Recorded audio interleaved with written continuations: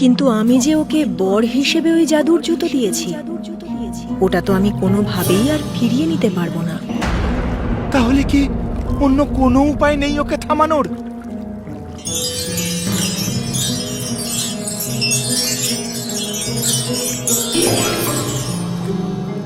এই কুমণ্ডলুটা রাখ, এর মধ্যে পবিত্র জল আছে। এই জল ওই জুতোয় ছিটিয়ে দিলে ওই জুতোর ক্ষমতা নষ্ট হয়ে যাবে। তবে মনে রাখিস, জুতোটা যখন বিমল পরিধিত অবস্থায় থাকবে তখনই এই পবিত্র জল কাজ করবে।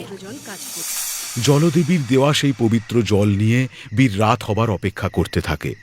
আর রাত হতেই বিমল সেই জাদুই জুতো পরে অনেক লম্বা হয়ে গিয়ে গ্রামের সবাইকে অত্যাচার করতে বেরিয়ে পড়ে।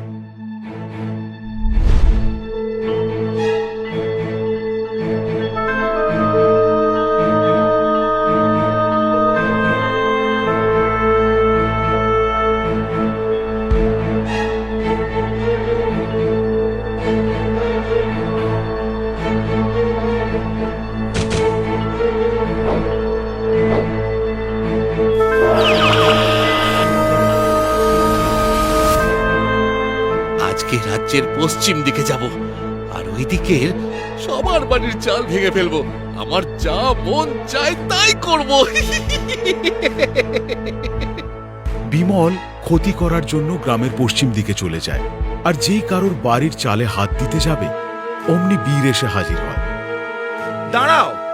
কে কে এ কি বীর? তুমি তুমি তুমি এখানে? হ্যাঁ, তোমাকে আটকাতে এসেছি। তুমি এইভাবে জাদুর জুতো পরে সবার ক্ষতি করতে পারো না। ও তাহলে তুমি সব জেনে গেছো? জানলেও বা কি, আমি হলাম এই রাজ্যের সব থেকে শক্তিশালী ব্যক্তি। আমার যা মন চাই আমি তাই করতে পারি। না, করতে পারো না। আমি তোমাকে বাধা দেব। কি? তুমি আমায় বাধা দেবে? হ্যাঁ, দেব। কারণ তুমি এই জাদুই জুতো পরে সবার ক্ষতি করছো। তাই এখনো বলছি, এই জুতো আমাকে নষ্ট করতে বাধ্য করো না। এখনো সময় আছে, শুধরে যাও। এই জুতো নষ্ট করবে তুমি? হ্যাঁ, জানো এটা জলদেবীর আশীর্বাদ। এই জুতো কেউ নষ্ট করতে পারবে না, কেউ না। তাই তাই আমার যা ইচ্ছে হবে আমি এই জুতোর সাহায্যে তাই করব। তোমাকে অনেক বোঝালাম, কিন্তু তুমি বুঝলে না। এইবার তুমি আমার আসল রূপ দেখতে পাবে। বীরকে দেখে বিমল অবাক হয়ে যায়, কিন্তু নিজের অহংবোধের কারণে বীরের দিকে নারকোল গাছ থেকে নারকোল পেড়ে ছুঁড়ে দেয়। বীর তার শক্তি দিয়ে সেই নারকোলটিকে বিমলের দিকেই সরিয়ে দেয়, আর নারকোলটি সোজা এসে লাগে বিমলের মুখে।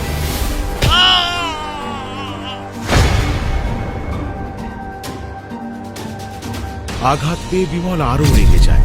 একটার পর একটা নারকোল বীরের দিকে সে ছুঁড়তে থাকে।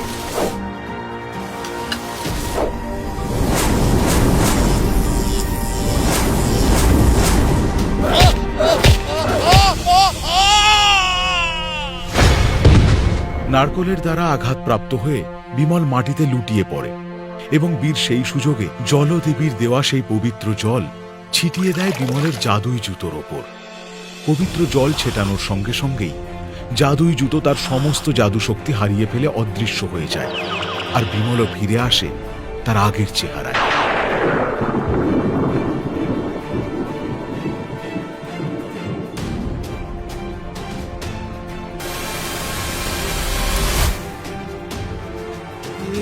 কি?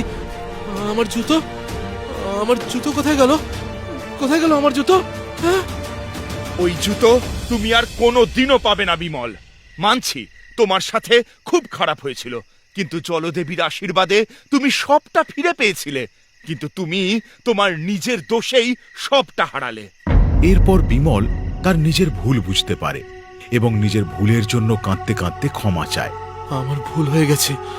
ওই জাদুর জুতো পেয়ে আমার মধ্যে এতটাই অহংকার চলে এসেছিল যে ঠিক বেঠিকের জ্ঞান হারিয়ে ফেলেছিলাম।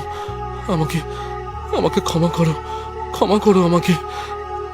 দোষটা যে পুরোটা তোমার সে কথাও আমি বলবো না, কারণ তোমার সাথে সবাই যেমন আচরণ করেছে তুমি তারই প্রতিশোধ নিতে চেয়েছিলে। কিন্তু সেই প্রতিশোধ নেওয়ার সীমা তুমি কখন পেরিয়ে গেছো তুমি নিজেও বুঝতে পারোনি। তাই আমাকে এই কাজ করতেই হলো। তবে আমি তোমাকে কথা দিচ্ছি, এরপর থেকে গ্রামের কেউ আর তোমাকে কোনো দিনও কোনো খারাপ কথা শোনাবে না। বিমল তার নিজের ভুলে জাদুর জুতো হারিয়ে ফেলল। বীরের কথা মতো গ্রামের কেউ আর কখনো তার সঙ্গে খারাপ ব্যবহার করত না। আর বিমলও সবার সঙ্গে মিশে সুস্থ স্বাভাবিক জীবন কাটাতে থাকে।